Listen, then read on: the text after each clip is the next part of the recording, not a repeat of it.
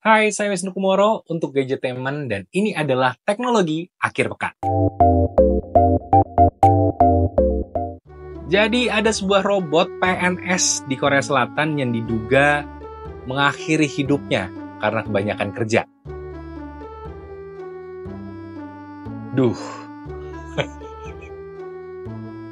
Menurut laporan, robot yang mengakhiri hidupnya tersebut menimbulkan pertanyaan, apakah penyebabnya adalah banyak bekerja?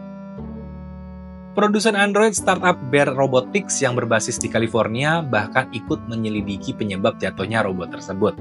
Dan sampai berita ini disampaikan, belum tahu hasilnya gimana. Paling nggak saya nggak tahu hasilnya gimana. Tapi opini saya sebagai mantan pegawai negeri sipil juga, sama seperti robot itu yang diberi gelar PNS oleh pemerintah Korea Selatan, meskipun ini beda pemerintahan ya, saya merasakan beban yang sama. Berat sekali menjadi PNS sebenarnya. Jadi saya turut prihatin, dan ini mungkin adalah prihatin pertama saya terhadap robot. Ya, tapi saya memahami sekali. Saya turut prihatin. Tapi saya rasa harusnya kalau ditaruh di Indonesia itu jauh lebih berat sih. Paling, ini kan 2 minggu ya, langsung berakhir gitu ya. Ini kalau di Indonesia paling 2 hari. Itu pun gara-gara mati lupa ngecas, paling ya. Tapi ya udah, kita lanjut aja ke berita yang kedua. Ini ada berita dari Asus. Asus baru merilis PC gaming mini ROG NUC atau NUC, ya nggak tahu cara bacanya gimana. Yang kepanjangan dari Next Unit of Computing. Ada 2 model yang ditawarkan, ROG NUC 970 dan ROG NUC 760. Masing-masing menawarkan konfigurasi spesifikasi yang berbeda tapi punya casing yang serupa dengan adapter 330 watt. Kedua ROG NUC tersebut menjalankan sistem operasi Windows 11 Home dan dibanderol seharga 26,5 juta. Dan kalau dilihat-lihat dari desainnya, ini saya nggak tahu kenapa sama Asus, selalu heavy branding. Itu ada logo mata di sampingnya, ada ROG di depannya, pokoknya heavy branding banget. Buat sebagian orang tuh sebenarnya agak kurang ya. Apalagi orang yang suka dengan desain simple. Itu kayaknya agak berlebihan heavy brandingnya kalau menurut saya, opini saya. Jadi ya ciri khasnya Asus aja, heavy branding untuk semua produknya. Jadi cocok-cocokan. Kalau cocok sama desainnya silahkan, tapi kalau nggak cocok ya cari yang lain aja. Misalkan kayak laptop yang satu ini. Ini ada beberapa device dari HP yang dirilis dan ini konon kabarnya akan hadir di Indonesia. Ada 3 device, yaitu HP EliteBook 1000 series G11, HP ZBook Power 16 inci G11, dan HP ZBook Firefly 14 G11A. Dan ketiga device ini dibilang bisa meningkatkan produktivitas dan kreativitas, karena ini dilengkapi dengan kemampuan AI yang didukung oleh prosesor Intel Core Ultra 5 dan juga Intel Core Ultra 7, dengan NPU khusus untuk mengerjakan tugas AI dengan kinerja yang lebih personal. Dan kalau dilihat dari desainnya, sejujurnya saya suka dengan desainnya yang minimalis, yang simple, dan gak heavy branding, ya, tapi terkesan generic sih. Kayak laptop biasa aja gitu, nggak spesial, nggak kayak gimana-gimana. Tapi ternyata spesialnya tuh ada di dalamnya. Jadi buat yang suka desain simple tapi performanya oke, mungkin ini bisa jadi salah satu alternatif. Atau mau coba sesuatu yang benar-benar baru, kayak laptop dari Lenovo. Jadi Lenovo baru aja merilis sebuah laptop yang cukup unik karena ini menggunakan prosesor dari Snapdragon X Elite, yaitu adalah Lenovo Yoga Slim 7X dan udah bisa dibeli di Indonesia. Lenovo Yoga Slim 7X jadi laptop Lenovo pertama di Indonesia yang masuk kategori Copilot Plus PC atau laptop AI. Dan laptop ini sudah terjamin performanya oleh Microsoft dan juga menggunakan chip ARM buatan Snapdragon X Elite. Untuk performa ini bisa up to RAM-nya 32 GB dengan storage 1 TB dan laptop ini dijual kurang lebih harganya sekitar 25 jutaan.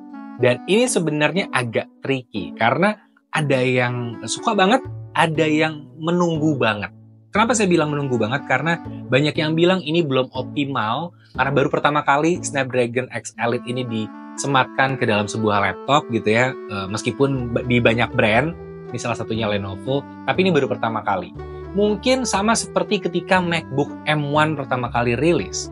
Ada yang excited banget, tapi juga ada yang menunggu sampai semuanya, performanya, ekosistemnya itu matang. ketika developer juga supportnya lebih banyak. Masih banyak yang menunggu seperti itu. Dan juga banyak yang menunggu harganya turun. Karena harus diakui dengan harga segitu agak sedikit gambling.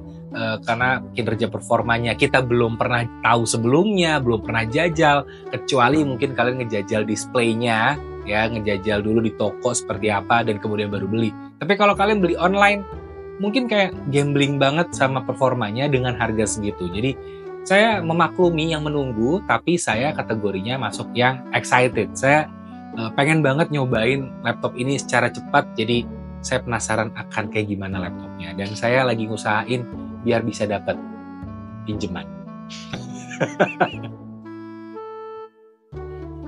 Dan juga yang saya lagi usahain dapat pinjamannya, yaitu adalah produk-produk terbaru dari Samsung. Ini buat yang tahu-tahu aja ya, dia TTA aja. Ini kan ada sedikit keriuhan di Instagram dan Twitter saya belakangan ini terkait sama Samsung. Jadi inilah alasan kenapa saya masih nyari pinjaman aja. Ya, saya nyari pinjaman aja. Ya gitulah pokoknya.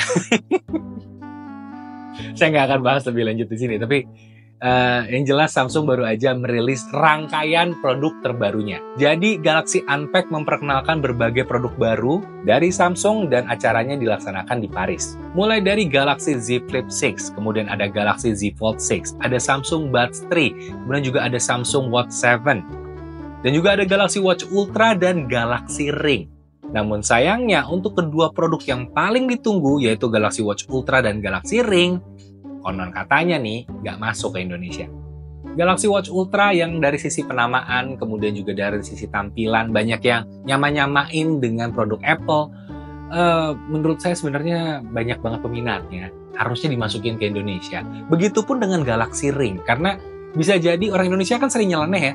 Siapa tahu itu dijadikan cincin kawin. Itu kalau sampai jadi cincin kawin, itu adalah sebuah inovasi dan juga sebuah breakthrough yang sangat keren. Karena sesama pasangan itu jadi bisa saling nge-track posisinya di mana. Ibu-ibu sudah tidak perlu lagi khawatir tahu lokasi suaminya di mana karena bisa dicek pakai SmartThings. Ya, kalau pakai Galaxy Ring. Atau mungkin jangan-jangan itu alasan kenapa tidak masuk di Indonesia. Karena ketika ibu-ibu berharap itu masuk ke Indonesia, bapak-bapaknya tidak.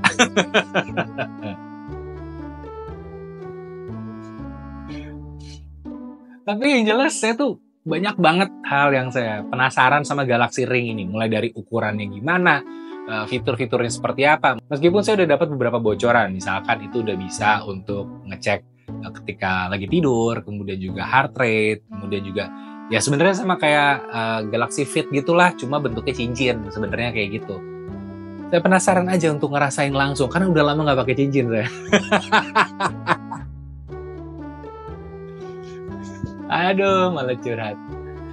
Tapi ya segitu dulu untuk teknologi akhir pekan kali ini. Semoga kalian suka dengan episodenya dan saya akan hadir lagi minggu depan. Ya, jadi tungguin aja di channelnya Gadgetainment. Dan sampai jumpa. Saya Wisnu Kumoro pamit. Dadah.